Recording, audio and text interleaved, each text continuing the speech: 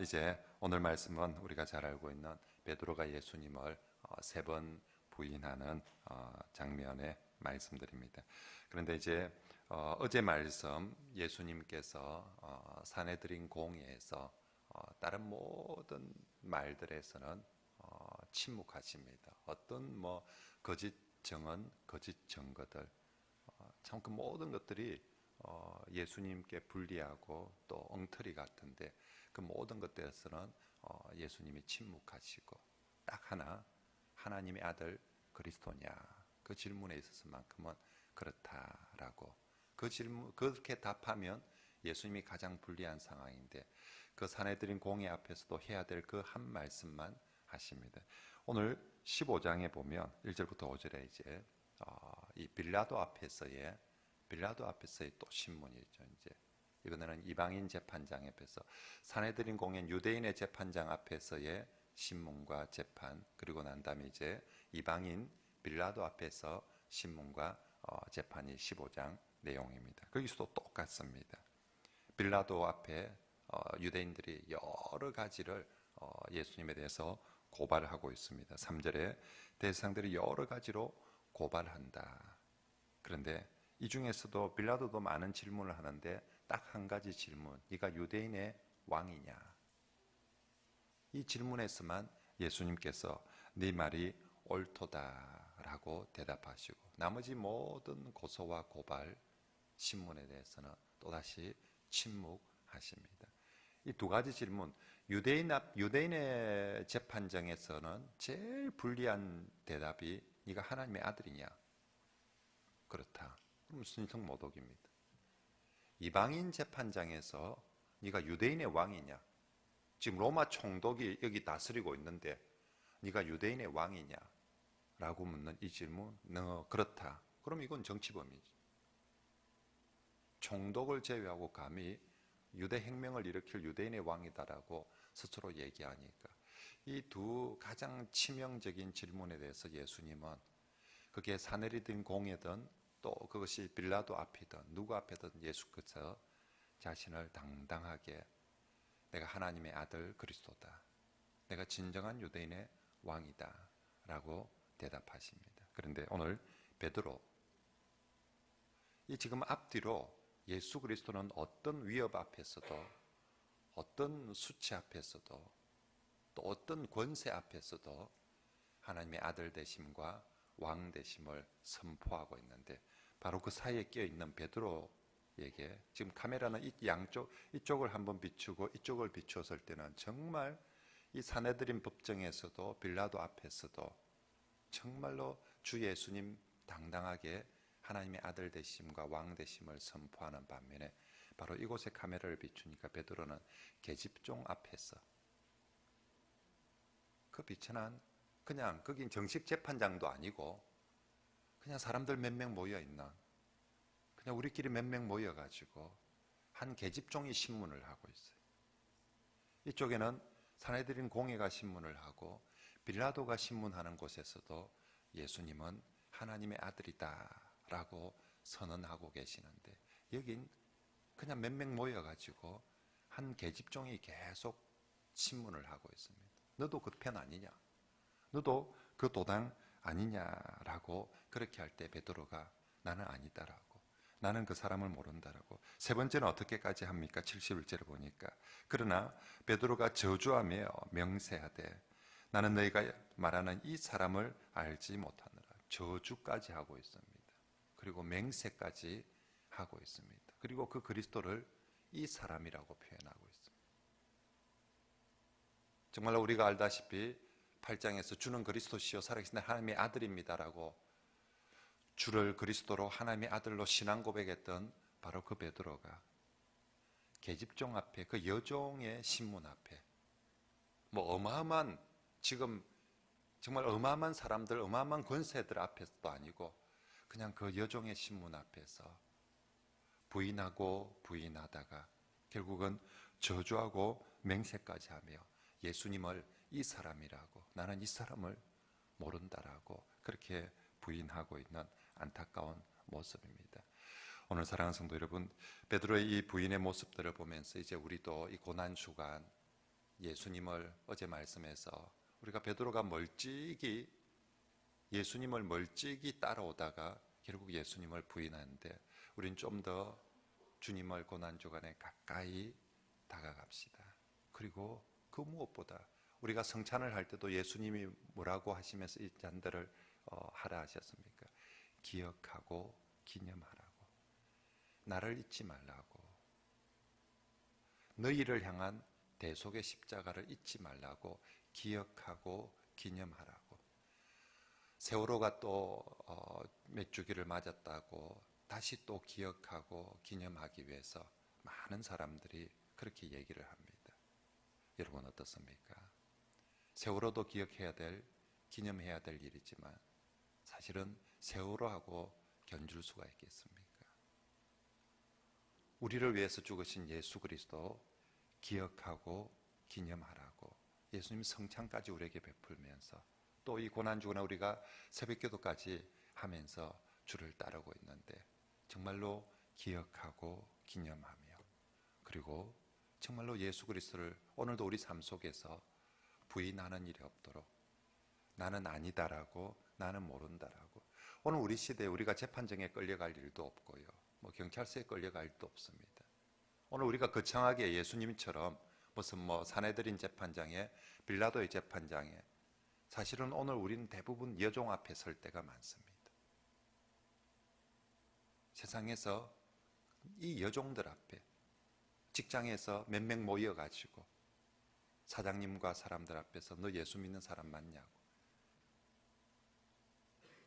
정말로 우리가 엄청난 재판장에 가서 내가 예수 믿는 사람입니다라는 고백이 아니라 그냥 끼리끼리 몇 명 모이는 그곳에서 그리스도인답냐고. 정말 교회 다니는 티도 못 내고 예수 믿는 티도 안 내고 못 내고 숨기면서 그렇게 살아갈 때 오늘 예수님께서 베드로의 부인하는 장면을 바라보셨습니다. 오늘 마가복음에는 표현되어 있지만 마태복음에는 예수께서 베드로가 3번 다굴 때 예수께서 베드로를 보시는 장면이 나옵니다.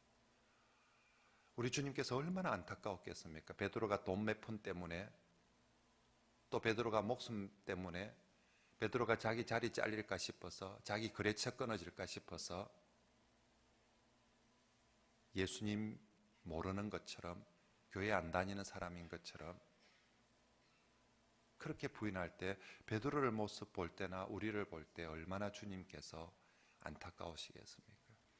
오늘 우리가 어쩌면 세상에 살 때 정말로 내가 그리스도인이란 이름표를 붙이고 나는 예수님 믿는, 나는 예수 십자가에 의해서 구속받은 주님의 자녀입니다라고 이름표를 붙이며 삽니까? 아니면 정말로 돈 때문에, 거래처 때문에, 체면 때문에, 상상 때문에 즉 예수님을 외면하면서 살아가고 있습니까? 이 고난주간을 통하여서 우리가 다시 한번 어디에 가든지 내가 그리스도인입니다.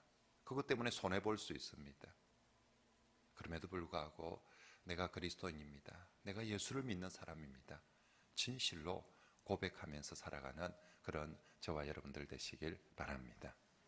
전에 있던 교회 우리 장로님 한 분은 자기 명함 아주 높은 지위에 있는 분이었는데 명함 뒤에, 명함 앞에는 자기 세상의 지, 명함 한쪽 면에는 장전중앙교회 장로하고 그렇게 적어서 언제나 명함을 줄 때 장전중앙교회 장로하고, 그래서 저한테 명함이 직장이 옮겨서 바뀔 때마다 저한테 증거로 늘 명함 가지고 옵니다. 이번에 그분이 이곳저곳 발령을 받아서 다니는 분이에요. 그래서 항상 명함이 바뀔 때마다 가지고 와서, 그래서 제가 딱 명함 언제나 제게 중요한 것, 목사에게 중요한 것, 이번 세상이 얼마나 높은 지위보다 어디 가서든지 장전중앙교회 장로란 것을 누구에게는 정말 접대받아야 될 자리고 또 로비마다 어마어마한 로비가 들어오는 자리입니다. 근데 딱 나 교회 장로입니다 하고 딱 명함에 적어놓고 다니니까 그 수많은 뇌물이나 그 술 뭐 이런 것들로부터 이겨낼 수 있대. 안 그러면 자기 잘려도 벌써 몇 번은 더 잘렸을 거라고. 정말로 우리가 어디에 있든지 예수 그리스도, 내가 예수 그리스도 믿는 사람입니다. 우리가 이 고난주간에 꼭 그렇게 우리 자신을 밝히면서 살아가는 성도들이 되시길 바랍니다. 마지막으로 한 가지는 여러분, 이 베드로가 예수님을 부인한 이야기는 어떻게 마가가 알고 기록을 했을까요? 그죠? 이 밤에, 그날 밤에 다 도망가 버렸거든요. 그리고 베드로 혼자 지금 멀찍이 따라가고 있다가 어디 공개석상에서 재판도 하고 여인들 그 여종하고 이렇게 몇 명 불쬐면서 모이는 곳에서 묻고 대답했던 이야기들이거든요. 이거 베드로만 입 싹 닫으면 사실은 아무도 모를 이야기입니다. 근데 마가가 이걸 알고 기록을 했어요. 무슨 얘기입니까? 베드로가 고백했다는 거죠. 이 사건이 다 지나고 나서 예수 부활 후에 여러 얘기들을, 그때 십자가를 두고 여러 얘기들을 나누었을 텐데 베드로가 다른 제자들에게, 다른 사람들 앞에서, 그것도 자기 이제 마가는 베드로 예수님의 제자도 아니고 그 이제 밑에 있는 또 한 단계 아래에 이렇게 더 다음 세대입니다. 오늘 우리로 치면 우리가 주일학교를 가르치는 우리 중고등부 학생인 거죠. 그들 앞에서도 베드로가 고백을 했다는 것입니다. 내가 이런 죄를 범하였다고. 그리고 마가복음이 기록될 당시는 베드로가 이 사건이 있고 나서 마가복음이 적어도 AD 한 45년에서 50년 사이쯤에 기록되었으리라고 봅니다. 지금 이 사건은 33년에 일어났던 사건입니다. 그럼 이 사건이 지나고 나서 이 성경이 기록될 당시는 이미 세월이 20년 세월이 지났습니다. 20년 전에 베드로가 잘못한 것입니다. 이 마가복음이란 성경이 여러분 기록이 되고 나서 이것이 유포될 때 베드로나 사도들의 감수를 받지 않고 이게 유포될 수 있겠습니까? 예수님이 정말 그런 말을 했는지, 그런 일을 했는지 누가 감수해 줍니까? 사실이 맞는지 안 맞는지. 그건 사도들이 감수를 해줘야 됩니다. 기록은 마가가 했을지 모르지만 이 내용은 틀린 내용이다. 예수님이 이렇게 말한 적이 없다. 예수님이 이렇게 하신 적이 없다. 사도들이 감수를 해줘야, 사도들이 인정을 해줘야 이것이 성경으로 유포가 되지. 사도들이 저 마가가 쓴 저거는 틀린 것 아니다. 그러면 저건 정경이 될 수 없는 거죠. 베드로의 사건이 있고 20년이 지났습니다. 지금 현재 베드로는 예루살렘 교회의 담임 목사입니다. 그때 20년 전에 베드로와 20년이 지난 지금 베드로의 위세가 달라도 너무, 지금은 이 예루살렘 교회에 수많은 사람들이 베드로를 비롯해서 사도들을 정말 존중하고 담임 목사로 그렇게 여기고 있는 때에 이제는 그거 좀 빼지. 뭐 이게 좀 그렇잖아. 이게 뭐 좋은 일도 아닌데, 잘한 것도 아닌데, 그것도 이 지금 사도들 중에 제일 이 수장로이고 담임 목사 베드로, 이 정말 예루살렘 교회뿐만 아니라 전체 교회를 이끌고 있는 가장 큰 사도인 베드로의 이 부끄러운 이야기인데 이거 그냥 빼지. 베드로가 한마디만 하면 이거 빼고 유포될 수 있습니다. 그런데 그대로 기록하고 전해지도록 하고 있는 거죠. 무슨 얘기입니까? 베드로가 지금까지도 20년이 지나도 지금도 이 문제를 내 죄입니다, 나의 부끄러움입니다라고 고백하고 있다는 거죠. 내 죄입니다. 내가 그렇게 정말로 사도 바울이 정말 죄인 중에 괴수라고 자신을 고백하는 것처럼 베드로 또한 나 또한 주님을 3번이나 저주하며 맹세할까지 부인했던 바로 그런 죄인입니다라는 것을 오늘도 고백하고 있다는 거죠. 그래서 이게 기록되어져서 오늘 우리에게 전해지고 있는 것입니다. 그렇습니다, 성도 여러분.